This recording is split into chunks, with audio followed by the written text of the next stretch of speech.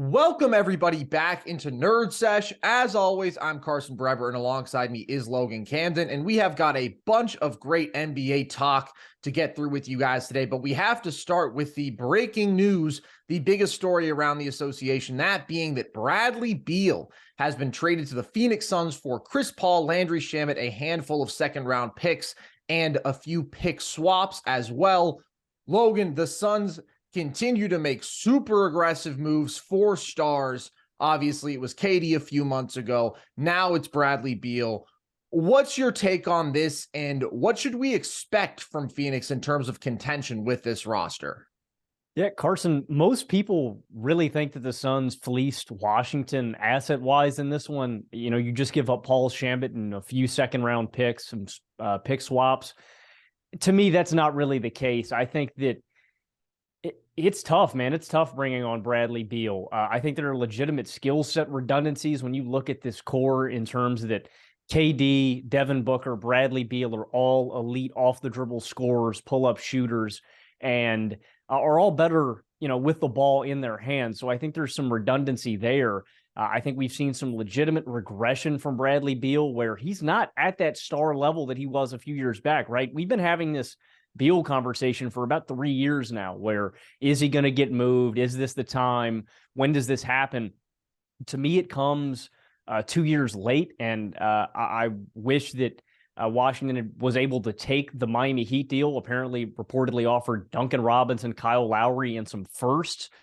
But that's kind of the point that I want to get at here. The Suns are now not only handcuffed, Carson, to a contract that Beal is going to get paid $46 million this year, $50 million the year after that, $53 million the following season. And then he has a player option in 2027 for $57 million. So that's a big kicker, right? That he's getting all of this money. The real kicker here to me, Carson, is now that we've seen him regress a little bit, he also still has that no trade clause in Phoenix. Like if we see Beal continue to drop off, or if we see this doesn't work out, this is an unmovable asset. This is a Russell Westbrook, you know, caliber of unmovable type of contract. So what I'm saying is, if the Suns can't get this thing done, if we are looking at this in 2027 and they don't have a championship ring, this is a complete and utter failure and a pretty abysmal trade in terms that you didn't really add a complementary piece. You added a guy that is unmovable. You spend all this money on all of these stars.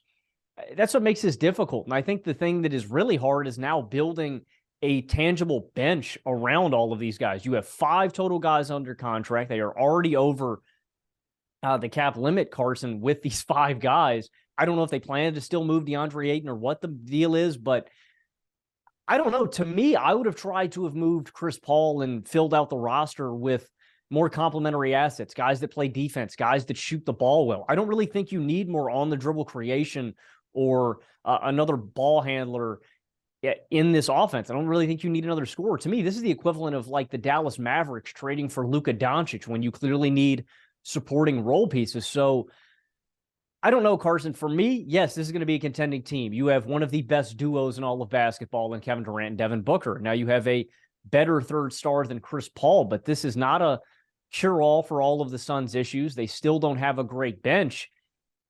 And in my opinion, I see this going a lot worse than better, Carson. I don't really know if this legitimately makes them better. This is still a team that's going to have a horrid bench.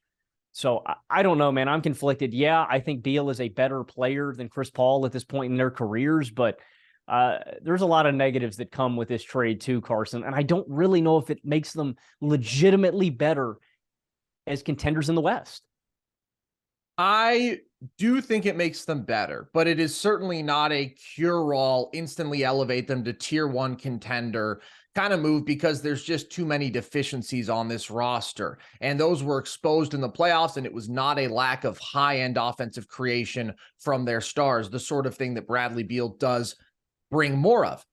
I do think it's actually good value, though, because Beal is to me significantly better than CP3. Like, CP3 still has value in terms of controlling a game, but we saw his regression as a shot maker and overall scorer. His defensive regression has been real. I think he's a guy who could get attacked there in a playoff series. And of course, Not that Beal has been the epitome of durability, but Chris Paul at 38 years old, last two postseasons, we've seen him deal with injuries. It's been a theme throughout his career and one that is not going to get any better. And I think there's skill set redundancy with him compared to KD and Book too. Guys who are going to run a lot of pick and roll, guys who are not rim pressurers, who are very reliant on their pull-up jump shooting, specifically from the mid-range. I think Beal is better all around. I think he's a significantly better off-ball player than Chris Paul, actually.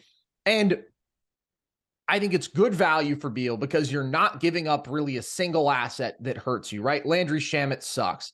CP3, you're trading for a significantly better player. And CP3 was already on a very bad contract. Now, only 2 years left, not as high a dollar value, not fully guaranteed, but this is a guy who they were considering waiving, who I did not think they would be able to turn into a top 40 NBA player, regardless of fit. And the draft capital you really don't care about. You've already thrown away any opportunity to really nail future drafts with the KD trade. So you can look at this in terms of opportunity cost, like was Beal the wrong guy to go for?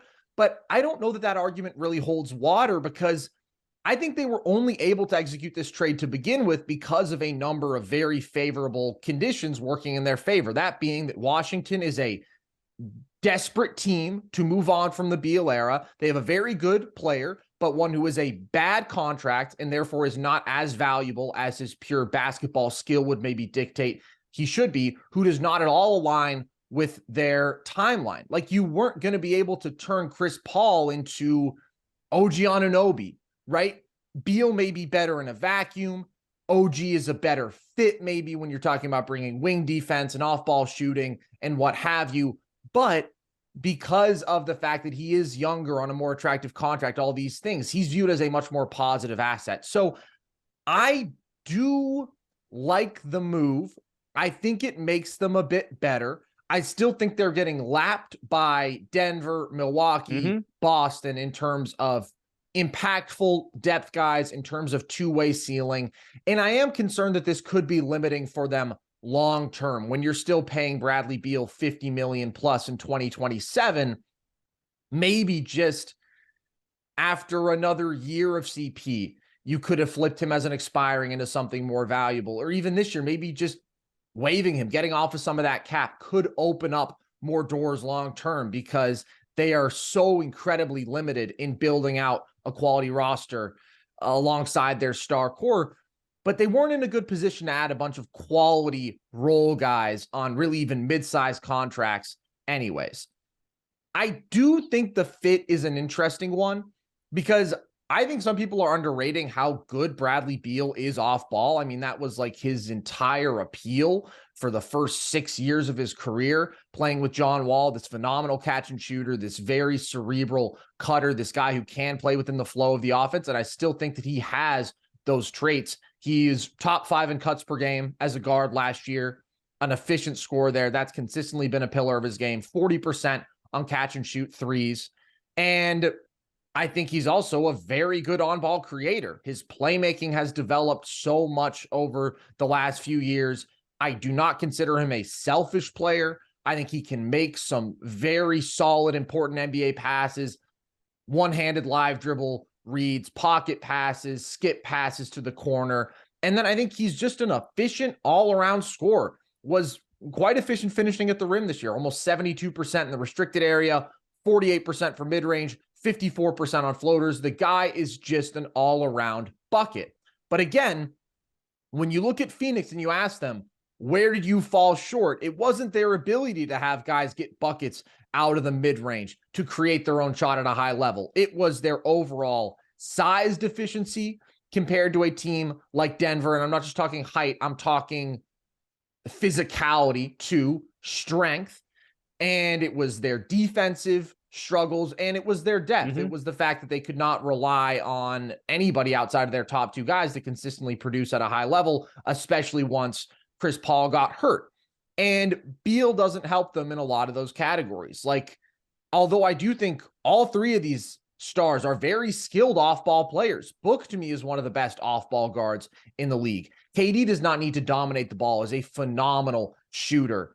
But they're all used to creating a lot of offense for themselves. Like if you look at what percentage of their possessions came out of pick and roll and isolation combined last year, Beal, it was almost 45%. Book, it was 43%. KD, it was almost 37%. So although they all can play off ball well, it's not the role that they are maximizing their value in. They are on-ball creators, and there is still only so much ball to go around. I think the bigger issue, though, is how similar their strengths as on-ball creators are. Like, none of them are the transcendently great playmaker. None of them are the great downhill rim pressure. These are 3 of the top 8 mid-range scorers in the NBA. Beal was 27th in restricted area field goals made per game last year, actually by far the best of the group. Book was around 75th. KD was around 150th. It's none of their pressure, none of their preference to get downhill, pressure the rim. None of them are physically imposing in that arena. And that's arguably their biggest offensive issue from this postseason run, their susceptibility to fall into those lulls because they couldn't create those high quality looks at the rim. And that remains unsolved. And offense was really never the problem to begin with. Like, they had an offensive rating of 116 in the playoffs. That was third. It was that Denver hung an offensive rating of 120 on them, and they could not get a stop in meaningful moments. And defensively, Beal is just not adding value there as a 6'3" guy who is slightly a plus athlete at this stage, but just never consistently shown the engagement there. I think best case scenario, you're looking at him being like within average range defender and a smaller guy who can be attacked in certain matchups. So I just look at their issues. How are they going to reach a high defensive ceiling? Who's going to pressure the rim consistently? Who's going to do the little things, I think, is an important question. Who is that gritty impact, multifaceted role guy? Who's even going to play in the bench minutes? I think all of those issues to me remain too concerning to where I do not consider them a tier 1 contender. And I really don't think we can overstate the importance of like really good role players, because people I'm starting to see throughout the comparison to the 2021 Nets, where it's you can stockpile so much offensive talent that you could win the title. That team obviously didn't because of injuries to James Harden and Kyrie Irving. But first off, that was a better big 3. Like, let's not compare that version of Kyrie Irving, one of the most efficient 28 point per game scorers, just incredibly dynamic on ball and off ball scoring guards that we've ever seen, to this version of Bradley Beal. I actually think they had less redundant skill sets because of how Harden could command the game as that sort of playmaking first presence. There's nobody like that here in Phoenix. And they had better role guys. Joe Harris, Bruce Brown, Blake Griffin. You don't see those kind of contributors down this Phoenix roster right now. And by the way, that Brooklyn team still lost because of depth. People point to injuries like that's some sort of total anomaly. Well, Kyrie Irving missing playoff games is not a rarity. Just like Bradley Beal hasn't played more than 50 games in the last couple seasons. The same goes for Kevin Durant. So yeah, availability is a legitimate concern, and decimating your depth is obviously a factor in that, beyond just lacking quality role guys when you are at full strength. But all the title teams in recent years have had great role players, man. The Nuggets with KCP, Bruce Brown, high value contract guys for their third and fourth options, MPJ, Aaron Gordon. The Warriors, I mean, it was about the collective strength of their top 6, right? They didn't have another top 25 guy beyond Steph Curry, but they had maybe 4 top 50 guys, and then Kevon Looney and Jordan Poole and Gary Payton II and Otto Porter Jr. The Bucks, obviously very strong top 4, and then Bobby Portis, Pat Connaughton, PJ Tucker. So we've just seen how these things tend to go. And the teams that have the high two-way ceilings, the really good supporting casts, are just better and more reliable than the teams that eviscerate their depth for the very top-heavy, potentially redundant skill sets. Which is why I want to ask you, is there a path to Phoenix building out this roster within this offseason to where they are a like tier 1 title contender? And does it involve flipping DeAndre Ayton? If they're going to build out this bench to title caliber, genuine contention, I think it has to be by moving DeAndre Ayton. I mean, you just look at the new cap rules. And again, I think that's the most important thing about this trade, Carson, is over the next 4 seasons, even if you move Ayton, dude, it's going to be really hard. Like, the NBA made this new CBA to try to disperse the talent throughout this league. They don't want teams with 3 or 4 stars. Personally, I don't know. I kind of like it because it gives more, it gives players the kind of autonomy to go and play with who they want and go team up. And the league wants the talent spread out a little more. I think it's impossible if you keep DeAndre Ayton to build a good bench around here. Like, they can't even, Carson, they're not going to be able to use the mid-level exception, man. You are looking at, they've got 5 guys on the roster right now: Payne, Ayton, KD, D-Book, Bradley Beal. That's 8 rotation spots that you are going to have to spend literally the league minimum, the bottom of the barrel. Well, I do think right now they can still spend the taxpayer MLE at $5 million. But it's one spot, right? One spot. Everybody else has to be minimum.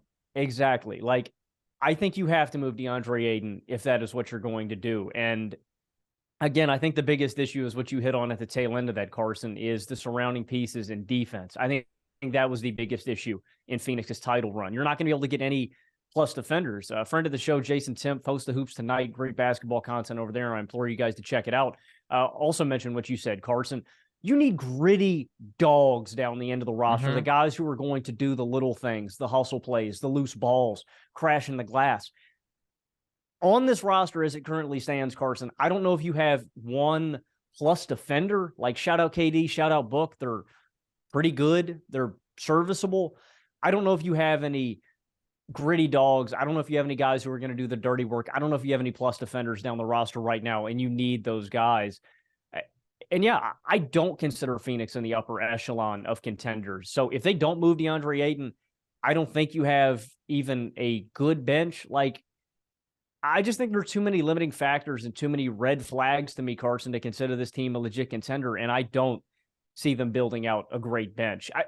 And that's the thing, man. Like you said, the opportunity cost. I don't know if there were any alternatives that they get a better supporting bench than they could if they didn't go out and get Bradley Beal, but I don't love it, man. I think there's just a certain threshold that you have to pass in terms of quality defense that I don't think they're going to be able to reach. So, yeah, I think they have to explore moving DeAndre Ayton. One, again, for the bench for this season, but for the future years where you cannot have all this money tied up into these 4 guys because, yeah, you're just handcuffed. And also, D-Book's contract is up at the end of this season, too, and you just can't have those guys on the books if you want to sign him to an extension. So, yeah, I think you have to move Ayton and fill out the rest of this bench, man, because I think you can get another big man to fill in for Ayton where you're getting 70 to 80% of his value. He's the most movable guy and most replaceable. I do think it's important to emphasize that there was no single move that was going to make Phoenix a tier 1 contender again, because of how far off they were in terms of roster. And that is a product of CP3's regression compared to what he was in like their finals run or even in the 2022 playoffs, where it became apparent early in this past regular season and remained true in the playoffs that he could not handle the same kind of high volume offensive role that he had previously. And then obviously having to give up Crowder, who hadn't been playing, but had played some important roles in previous playoff runs, but much more importantly, Cam Johnson, Mikal Bridges, and all your future assets to get Kevin Durant. So that's why I think we can acknowledge that this is a deeply imperfect team, that Bradley Beal is not perfect here, without shredding the Suns and saying, oh, why would you do this? Because I actually think that it does still make them a bit more intriguing for next year. And if they could turn Ayton into multiple like positive depth pieces, this could work in a, like, we can win a title sense. But the reporting, Woj said a few days ago, was that the market for Ayton is not good. I don't know why it would be. He is like a slightly above replacement level center who you're paying over $30 million for the next 3 years. They don't have an opportunity to do anything in the draft. And even with the taxpayer mid-level exception, are they really going to upgrade over even Torrey Craig, right? Who is going to be a candidate, who was on their roster last year with that kind of money? Like, we've seen certain teams hit in recent years The Nuggets getting Bruce Brown on an incredibly cheap deal. The Warriors this past year getting Dante DiVincenzo with the mid-level exception. But when I look at the candidates this year, DiVincenzo available again. He's going to be too expensive, I think. Max Strus, too expensive. Gabe Vincent, too expensive. So I just don't know that they're getting that quality role player there. And they are tied to all minimums besides that, not just this year, not just next year, through 2026, Logan, unless they can move DeAndre Ayton. That is the configuration of their roster. And as we've talked about, with the precedent of quality role players being so important, I just don't see it for them. You need guys who can knock down big shots, who can confidently attack closeouts, who can make good decisions with the ball, who can defend multiple positions, who can go and get you that big rebound, like who can impact the game in multiple ways. The Phoenix Suns are completely lacking in those guys, and their only avenue to adding role players is going to be, hey, come win a title here on the minimum. And you're just not getting like legit good guys on the minimum. It would be incredibly, incredibly fortunate. So the Suns to me are in that sort of tier 2 of contenders where, yeah, they have puncher's chances in certain series, but we saw with this generationally great offensive production from Devin Booker and Kevin Durant, not at his best, but still being Kevin Durant, where those guys are combining to produce an efficient 63 points per game and 13 assists per game. They got comfortably bounced in the second round, and frankly, were not as close as the 4-2 series score would suggest. Let's talk about this from the Wizards' perspective, Logan. Finally off of Bradley Beal after years of chatter. How do you feel about this for them?